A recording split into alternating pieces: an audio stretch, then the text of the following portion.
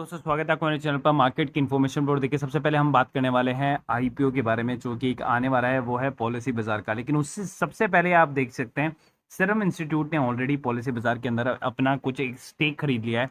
तो स्टेक खरीदने का मतलब है कि आईपीओ जब आएगा तो गेन होगा सीरम इंस्टीट्यूट को, जो कि लकीली जो है मैग्मा फिनकॉर्प के लिए बहुत अच्छी खबर है।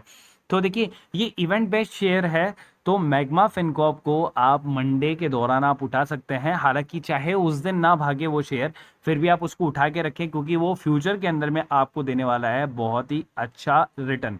ठीक है, सीरम इंस्टीट्यूट बहुत जो है बेसिकली जितनी वैक्सीन को बाहर बेचेगा उतना प्रॉफिट कमाएगा, तो उसको कहीं ना कहीं तो रखेगा ना, इन्वेस्ट करेगा।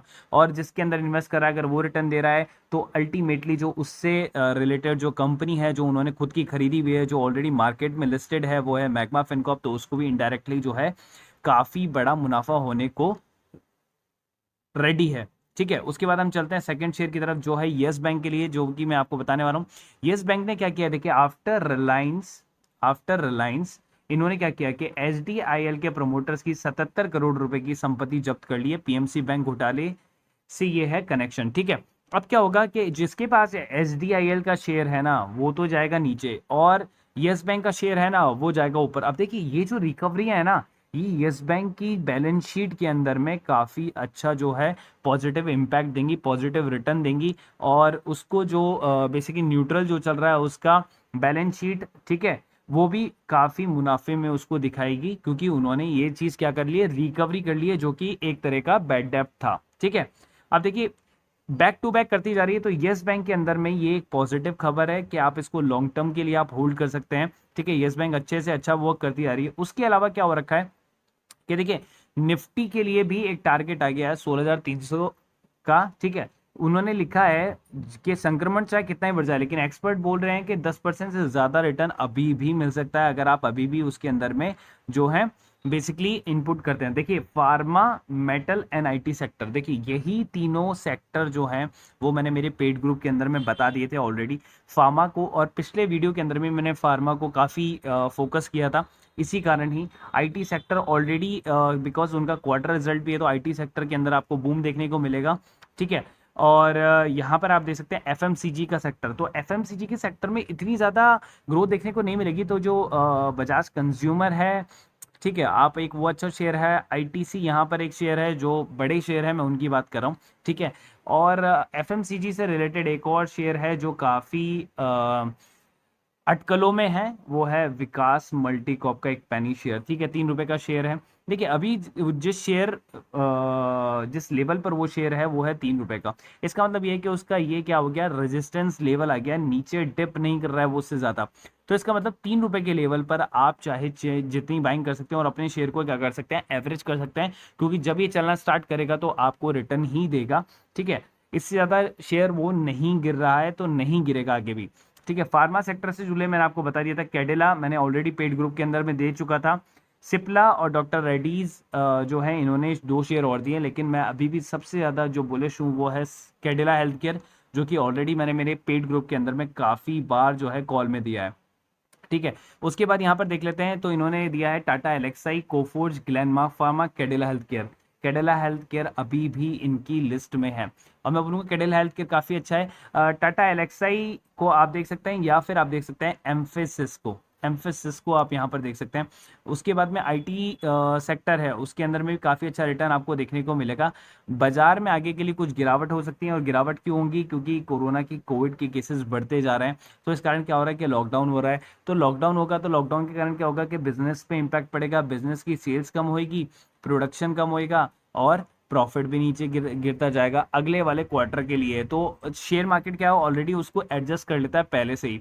लेकिन इसके अंदर में आपको एक और चीज देखने को मिलेगी, निवेशकों को infrastructure, cement and building material, industrial, चुनिंदा ऑटो, फाइनेंशियल सेक्टर को खरीदने की भी सलाह दे रही है। तो देखिए, इनके अंदर में आप कम पैसा लगाएं, लेकिन मैं आपको बोलूंगा इंफ्रा और सीमेंट स्टिल आपके लिए ऊपर चलेंगे, और मेटल, बिना मेटल के कुछ नहीं बनने वाला, ना कार बनने वाली है आपकी, ना आपकी बिल्डिंग बनेगी, ना ही और कुछ बनेगा। तो मेटल जो सेक्टर है वो मेरा जो है आफ्टर फार्मा आईटी के बाद में जो है वो मेरा तीसरा सेक्टर मैं आपको सलाह दूंगा मेटल के लिए। ठीक है, यहाँ पर आप देख सकते हैं रियल एस्टेट में बढ़ेगा विदेशी निवेश। तो विदेशी निवेश आ रहा है, इसका मतलब क्या आ रहा है, फॉरेन इन्वेस्टमेंट आ रहा है। ये बहुत अच्छी खबर है रियल एस्टेट के लिए।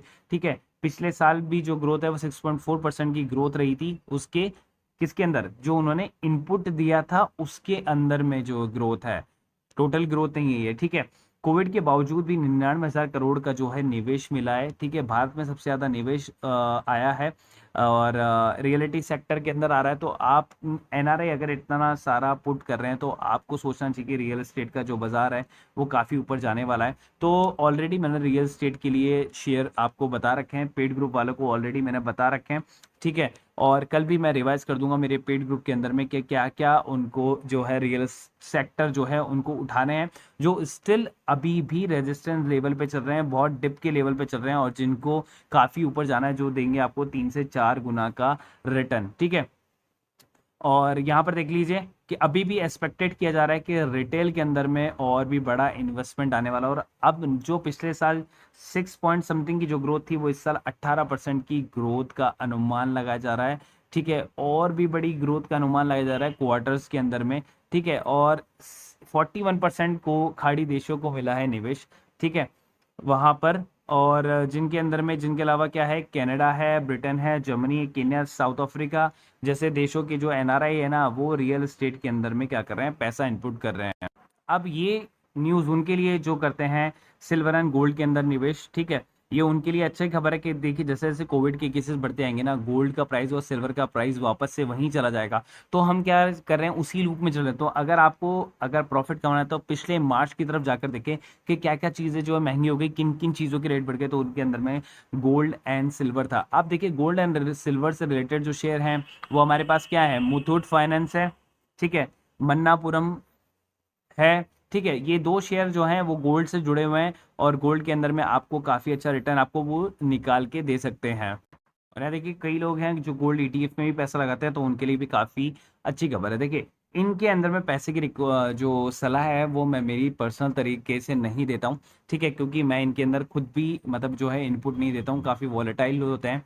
ठीक है, और आप थोड़ा सा एनालाइज करें उसके बाद ही आप इसमें इनपुट करें। मैंने आपको उससे रिलेटेड जो है वो शेयर केवल बताए हैं। ठीक है, तो बहुत सी न्यूज़ है जो मैं केवल पेड ग्रुप के अंदर ही देता हूँ। तो आप चाहें तो इसका स्क्रीनशॉट ले सकते हैं और जुड़ सकते हैं मेरे साथ में। केवल अभी फीस है, कुछ ही स्लॉट बचे हैं, केवल कुछ ही स्लॉट बचे हैं 200 पर मंथ के लिए। ठीक है, बाद में ये प्राइस 250 होने वाला है। तो बाद में स्लॉट खाली हो जाएगा तो मैं भी कुछ नहीं कर पाऊंगा, क्योंकि ग्रुप जो है वो फुल हो जाएगा, ब्रॉडकास्ट मेरी जो है वो फुल हो जाएगी। नीचे मैंने एंजल बुकिंग का भी लिंक दिया हुआ है। तो जिनको ऑप्शन एंड ट्रेडिंग या फ्यूचर के अंदर में डील करनी होती है, या फिर किसी को जो है इंट्राडे के अंदर में सेलिंग करनी होती है मार्जिन, बिना मार्जिन ब्लॉक के, तो एंजल बुकिंग का सहारा ले सकता है। 0 रुपए एंजल ब्रोकिंग ले रहा है आपसे। ठीक है, अकाउंट खुलाने के भी, और कोई चार्जेस नहीं ले रहा है पूरे 1 मंथ तक के लिए। 1 मंथ तक के लिए कोई मार्जिन आपकी ब्लॉक नहीं होगी, तो आप एटलीस्ट उसका 1 महीने तक फायदा उठा सकते हैं। बाद में चाहे आप उसके अंदर फ्यूचर एंड ऑप्शन ना करें। ठीक है, 1 साल तक आपके लिए अकाउंट के लिए कोई चार्जेस भी नहीं है, तो आप 1 साल तक अकाउंट को भी खोल के रख सकते हो। तो एटलीस्ट आप एक अकाउंट तो खुलवा लें, ताकि आप फ्यूचर एंड ऑप्शन के अंदर में बिना ब्रोकरेज दिए, बिना मार्जिन ब्लॉक किए आप इंट्राडे भी कर सकें। तो नीचे मैंने डिस्क्रिप्शन बॉक्स में लिंक दिया हुआ है, वहां जाके आप साइन अप कर सकते हैं और जुड़ सकते हैं एंजल ब्रोकिंग के साथ में भी। कोई दिक्कत आती है आप मुझे डीएम कर सकते हैं। मिलते हैं अगले वीडियो में।